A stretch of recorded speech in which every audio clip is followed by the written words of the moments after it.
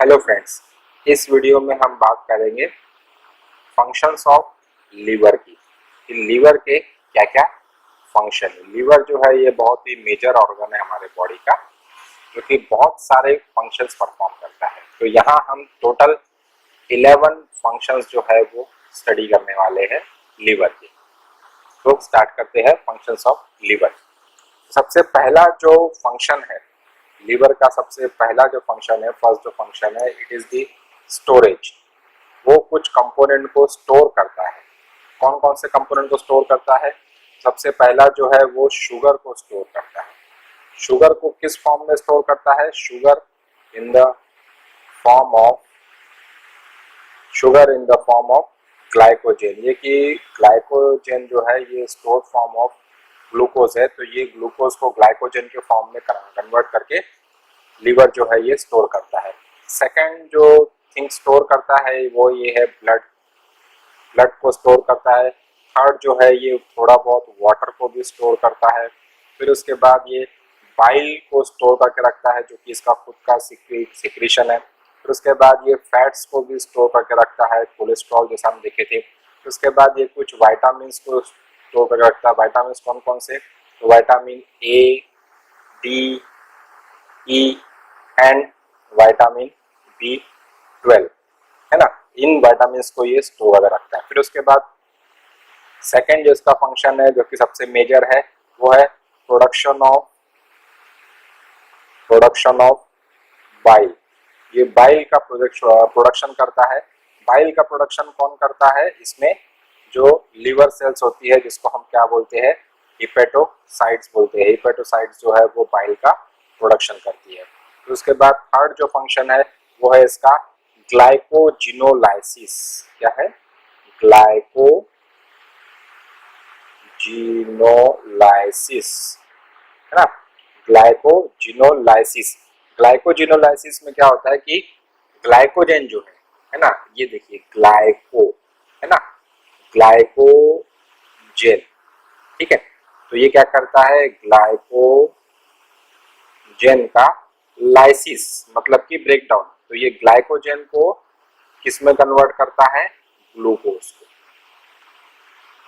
में कन्वर्ट करता है। ग्लाइकोजेन को ग्लूकोज में कन्वर्ट करता है with the help of glucagon. Glucagon की हेल्प से कन्वर्ट करता है ये। और ये ग्लूकागॉन कहाँ से आता है? ये आता है पैनक्रियास से। फिर उसके बाद फोर्थ जो फंक्शन है वो है glucogenesis, sorry glycogenesis. Glycogenesis glycogenesis का नेक्स्ट फोर्थ फंक्शन है। इसमें ये क्या करता है कि ये ग्लूकोज को ये कन्वर्ट किस में करता है? ग्लूकोज को कन्वर्ट करता है ये ग्लाइकोजेन। इसमें ग्लाइकोजेन में।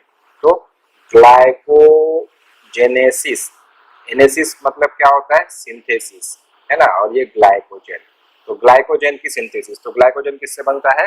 ग्लूकोज से।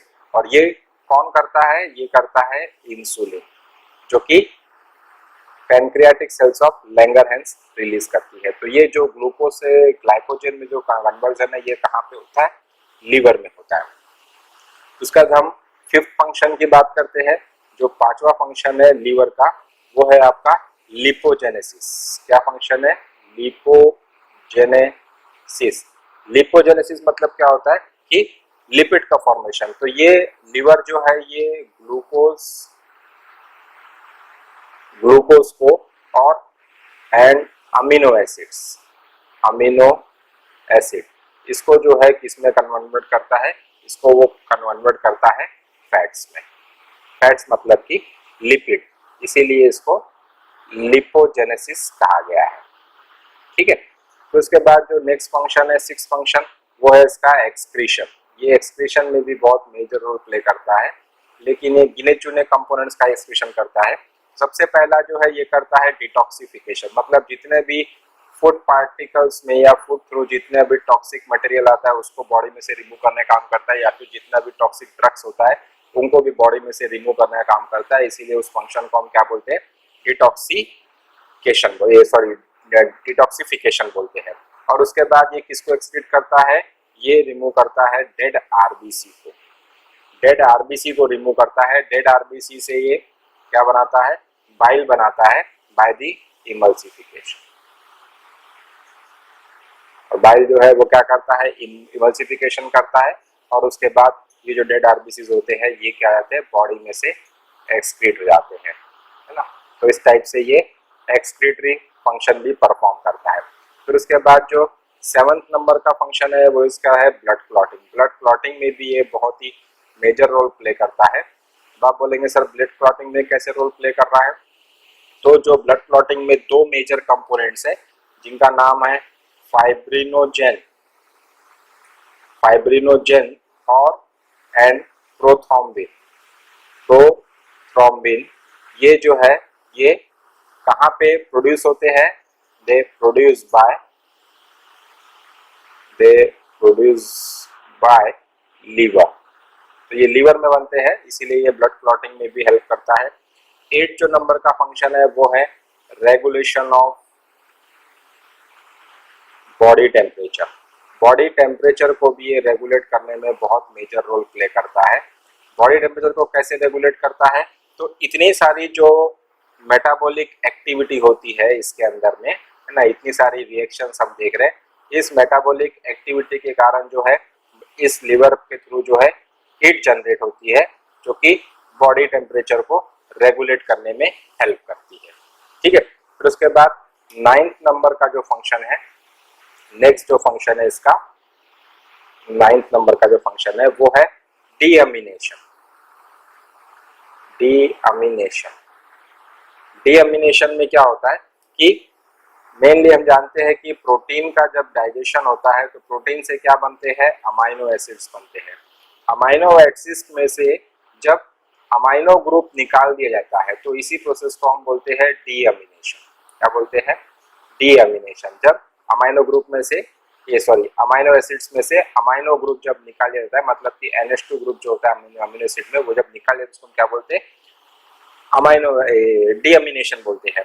और यही जो डीअमीनेशन होता है उससे जो अमाइन ग्रुप निकलता है इससे क्या बनता है, अमोनिया बनता है। और अमोनिया बनने के बाद ये बाद में कन्वर्ट किस में होता है, यूरिया में।